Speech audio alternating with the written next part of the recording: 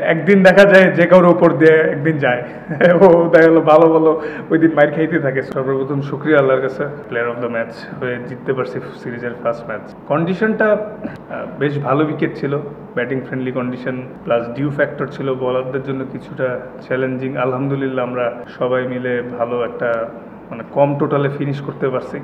Sporting wicket আমার কাছে মানে খেলে মনে হলো যে সোফার বাংলাদেশের বেস্ট ব্যাটিং ট্র্যাক এটাই। একটু চ্যালেঞ্জিং ছিল বাট এনজয় করছি overall. As a fast bowler definitely I love to ball fast, but বিষয়টা হচ্ছে সিচুয়েশন রিড করে বল করা, কোন কন্ডিশনে কী প্রয়োজন এই মুহূর্তে। যেই সিচুয়েশানে আসছি, আমি পাওয়ার প্লেতে আসছি, মিডে আসছি, ডেতে আসছি, যে সিচুয়েশানে যেরকম বল করার কথা ছিল ওরকম চেষ্টা করছি এবং আলহামদুলিল্লাহ আই এক্সিকিউটেড ওয়েল। বাট আসলে ভালোর তো শেষ নাই।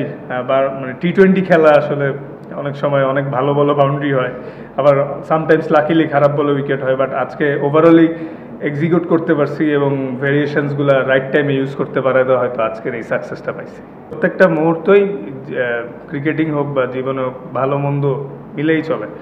তো প্রত্যেকটা কঠিন সময় থেকে লার্নিংয়ের অনেক কিছু আছে, শুধু আমি না, আমার ক্রিকেটিং কেরিয়ার না, আপনাদেরও same.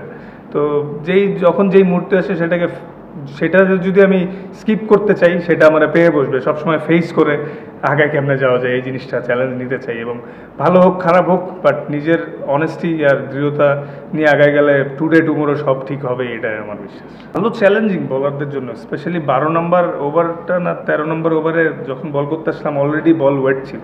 Gold's Gym across 30 plus countries with over 700 plus locations worldwide. Train anywhere, belong everywhere. তো ডিউ ফ্যাক্টরে বলারদের এক্সিকিউট করাটা বেশ চ্যালেঞ্জিং। এটা আমাদের বলারদের জন্য ভালো, যদিও কঠিন চ্যালেঞ্জ। যদিও আমরা আর্লি উইকেট নেওয়াতে হয়তো ওরা বিগ টোটালটা করতে পারে না, কিন্তু ওদের টপ অর্ডাররা কেউ হয়তো যদি লম্বা সময় খেলে ফেলে ডিফারেন্ট স্টোরি হইতেও পারতো। তো ওভারঅল ভালো ক্রিকেটিং কন্ডিশন।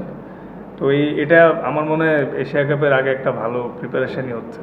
একদিন দেখা যায় যে কারোর উপর দিয়ে একদিন যায় ও দেখা গেলো ভালো ভালো ওই দিন মাইর খাইতে থাকে। সো কারো সামটাইমস ব্যাড ডে যায়, বাট ইম্পর্টেন্ট হচ্ছে ভালোভাবে ওভারকাম করাটা। আর সবথেকে বড় জিনিস, টিমের প্রত্যেকটা মেম্বার, ম্যানেজমেন্ট, প্লেয়ার্স সবাই সবার অনেক ব্যাক করে।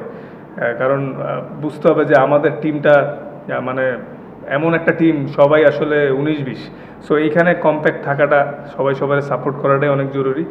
লাস্ট কিছু মাস ধরে কিন্তু ইমপ্রুভ হইতেছে মাশাআল্লাহ।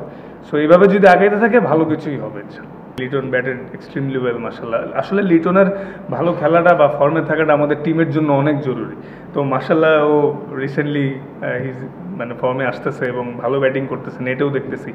সো এই ধারাবাহিকতাটা যদি আমাদের আগাইতে থাকে, সামনে বড় ইভেন্টেও ভালো করা সম্ভব। কারণ স্পোর্টিং কন্ডিশনে যে কোনো এক সাইড দিয়ে জিতা কখনোই সম্ভব না। ব্যাটিং, বোলিং, ফিল্ডিং সবই লাগে, আর আমাদের মতো টিমে তো সব ক্ষেত্রে কন্ট্রিবিউশনটা আরও বেশি লাগে। সো এটা খুব ভালো সাইন যে ব্যাটিংয়ে ভালো হচ্ছে, বোলিংয়েও ভালো হচ্ছে। হ্যাঁ, ইমপ্রুভ হচ্ছে। আসলে টু বি অনেস্ট ও কিন্তু বেশি দিনও হয় নাই, জুলিয়ান উড আসছে মাত্র 1 সপ্তাহ। তো 7-10 দিনে আসলে খুব একটা ইমপ্রুভমেন্ট বোঝাটাও ডিফিকাল্ট। বাট ও যেভাবে ট্রেনিং করাচ্ছে এর ইম্প্যাক্ট অবশ্যই লং টার্ম করলে আমরা পাবো আশা করছি। না, অনেস্টলি নর্মালি যখন আমরা বিপিএল খেলি শীতের সময় একটু ডিউ থাকে, ভালোই ডিউ থাকে। বাট গরমকালেও যে এত ডিউ থাকবে এটা এক্সপেক্ট করি না, বাট এটা তো কন্ট্রোলে নাই, ওয়েদার তো কন্ট্রোলে নেই, তো এটাতে অ্যাডজাস্ট করতে হবে।